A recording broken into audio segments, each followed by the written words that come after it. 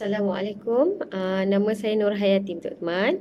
Okey, saya pada hari ini saya nak terangkan tentang apa itu Piagam Madinah ataupun yang dikenali oleh sebagai Sahifah Madinah ataupun paling senang orang akan cakap pasal perlembagaan sesuatu negara lah. Okey. Piagam Madinah ni yang telah diwujudkan oleh yang dibuat oleh Nabi Muhammad sallallahu alaihi wasallam pada tahun 622 Masihi. Ia adalah perlembagaan yang bertulis pertama di dunia. Kandungannya terdiri pada 47 fasal dan melibatkan tiga golongan lah waktu itu adalah macam Muhajirin, Ansar dan Yahudi.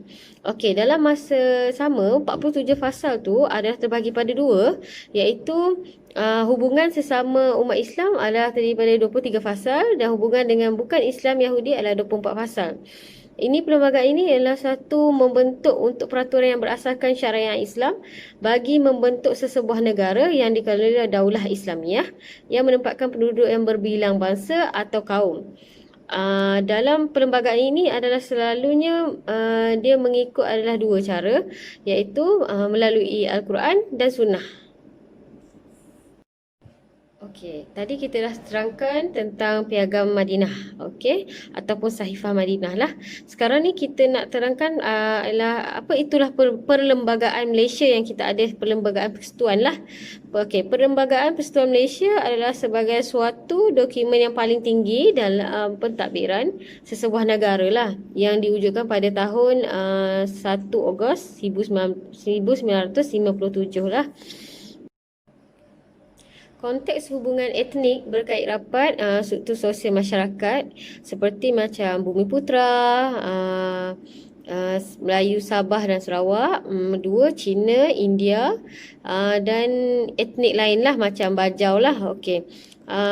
Malaysia juga ada terlibat dengan kontroversi hubungan etnik tu sendiri pada 5 dekad yang lalu. Okey, 5 dekad yang lalu ni Malaysia mengalami perubahan yang ketara tentang isu kewarganegaraan, isu bahasa, isu kuota dan isu agama lah.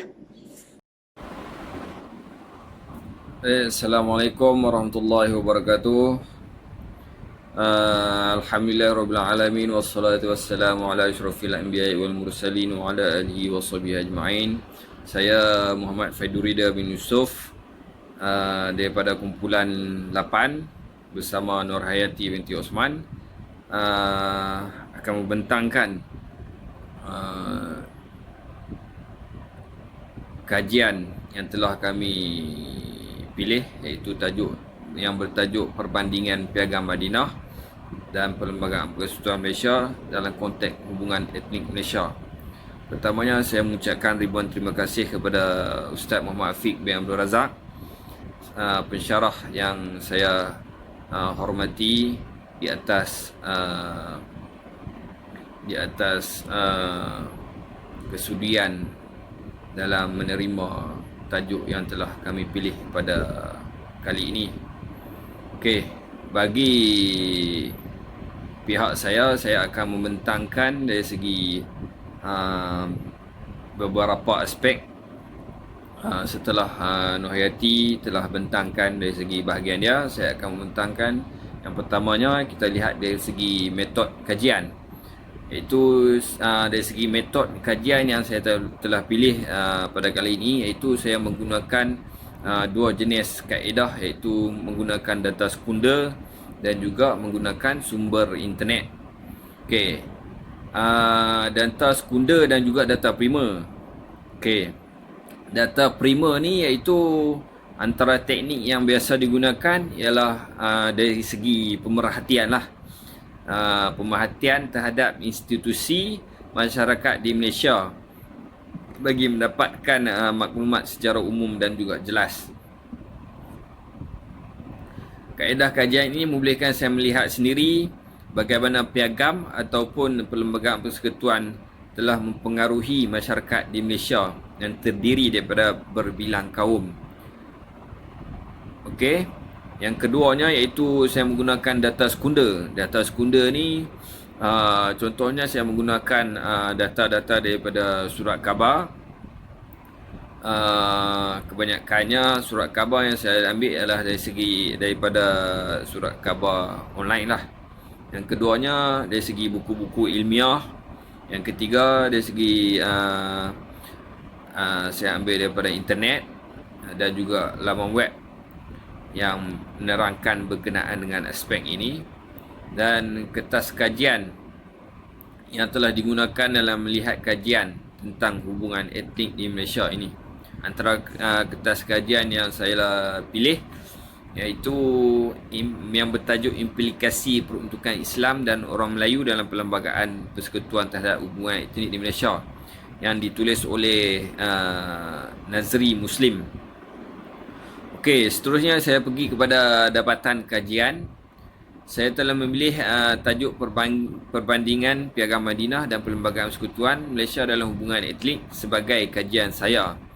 Saya akan menganalisa perbandingan kedua-dua peraturan ini, iaitu Piagam Madinah dan juga Perlembagaan Persekutuan,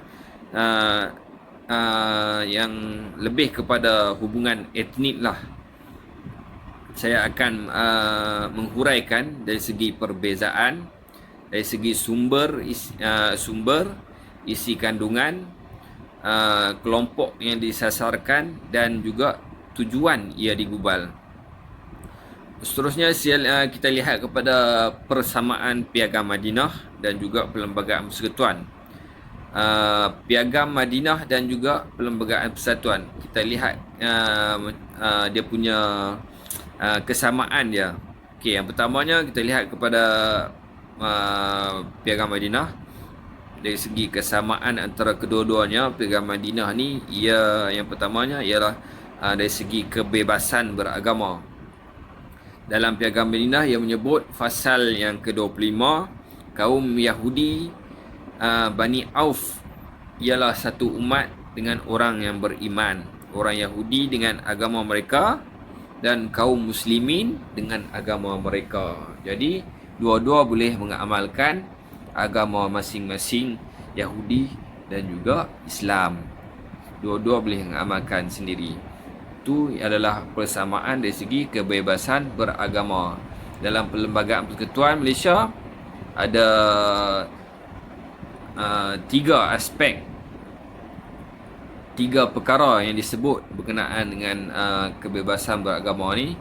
Yang pertamanya dari segi menganuti dan mengamalkan perkara fasal kurungan 1. Perkara fasal kurungan 1, perkara 11 fasal 1. Yang keduanya perkara ketiga fasal 1, agama bagi persekutuan adalah agama Islam. Tetapi agama-agama lain boleh diamalkan dengan aman dan juga damai. Bagi perkara 11 pasal 3, tiap-tiap agama di Malaysia berhak menguruskan hal ehwal agamanya sendiri serta menubuhkan dan menyelenggarakan institusi bagi maksud agama dan khairat. Okey, yang seterusnya kita lihat kepada dari segi kesamaannya, iaitu jaminan hak asasi kemanusiaan. Dalam Piagam Madinah pasal 16, orang yang Yahudi yang menyertai kita hendaklah diberikan bimbingan dan pertolongan. Okey, orang Yahudi yang menyertai kita ni maksudnya yang memeluk agama Islam. Jadi bagi orang Yahudi yang memeluk agama Islam, hendaklah kita tidak menzalimi dan kita perlu memberi pertolongan kepada mereka. Itu dalam Piagam Madinah. Itu berkenaan aspek jaminan hak asasi manusia lah. Okey, dalam Perlembagaan Persekutuan, perkara 8 fasal 1, semua orang adalah sama rata di sisi undang-undang dan berhak mendapat perlindungan yang sama rata di sisi undang-undang. Perkara 8 fasal 2 menyebut bahawa tidak boleh ada diskriminasi terhadap warga negara atas alasan agama, ras, keturunan, tempat lahir atau jantina. Dalam perlembagaan dah sebut tidak boleh diskriminasi antara agama dan sebagainya. Okey, seterusnya kita lihat kepada perbezaan di antara Piagam Madinah dan juga Perlembagaan Persekutuan. di sini yang saya dapat perbezaannya dari segi sumber, isi kandungan, yang ketiganya dari segi tujuan. Itulah perbezaan-perbezaannya. Yang dari segi sumber, Piagam Madinah ni kita perolehi dia sumber dia Al-Quran dan Sunnah lah. Manakala Perlembagaan Persekutuan ni sumber dia Perjanjian Persekutuan 1948 dan juga Perlembagaan Kemerdekaan 1957. Dari segi isi kandungan, Piagam Madinah ni mengenai hubungan orang Islam dan tanggungjawab mereka. Manakala Perlembagaan Persekutuan hubungan golongan bumi putera dengan bukan bumi putera. Okey, dari segi tujuan dia, kita lihat pula perbezaan dia. Piagam Madinah ni dibentuk sebagai satu perjanjian yang perlu dipatuhi oleh semua kaum untuk menyatukan penduduk. Manakala dalam perlembagaan dia diwujudkan untuk mewujudkan satu bentuk pemerintahan yang adil dan juga untuk mengelakkan penyalahgunaan kuasa oleh pemerintah. Okey, kita lihat pula dari segi bagaimana Piagam Madinah dan Perlembagaan Persekutuan ini telah mempengaruhi kehidupan masyarakat kini. Okey, dalam Piagam Madinah ni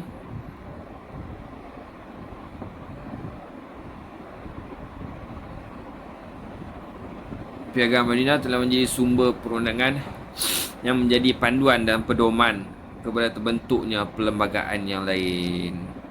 Okey, Piagam Madinah tidak dijadikan contoh kerana isi kandungannya yang bersifat universal.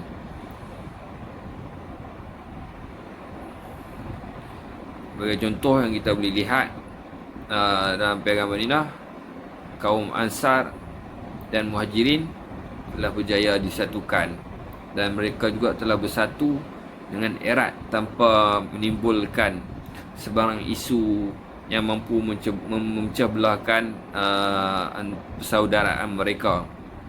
Ini juga mempengaruhi hubungan di antara orang Islam dan orang bukan Islam dan menjadikan mereka erat tanpa mengira agama dan etnik mereka. Seterusnya dari segi sudut Perlembagaan Persekutuan Perlembagaan Malaysia, konsepnya ialah mewujudkan keharmonian dalam masyarakat Malaysia yang berbilang kaum dan juga agama. Okey, contoh yang kita boleh perolehi konsep Satu Malaysia yang telah diwujudkan oleh Datuk Seri Najib Abdul Razak.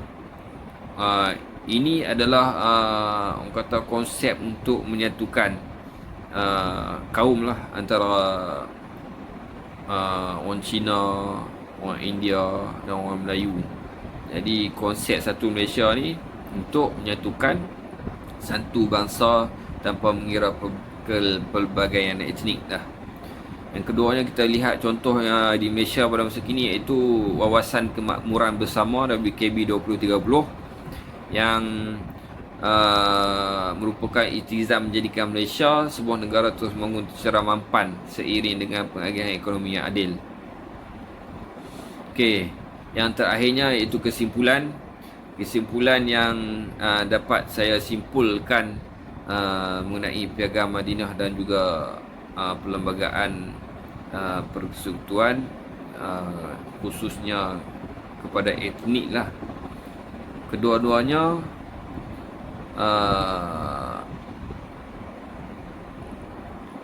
more kepada untuk keharmonian dan hubungan etnik di sesebuah negara tanpa mengira zaman.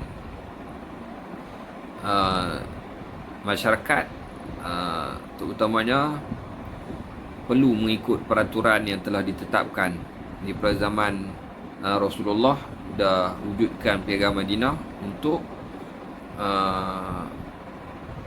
sebagai peraturan lah untuk menyatukan kaum pada masa itu, dan Malaysia yang menggunakan Perlembagaan Persekutuan juga untuk keharmonian masyarakat Malaysia yang terdiri daripada pelbagai kaum, agama dan juga bangsa.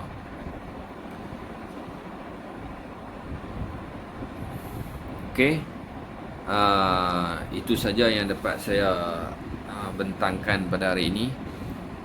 mengenai tajuk yang telah kami pilih pada kali ini. Terima kasih kepada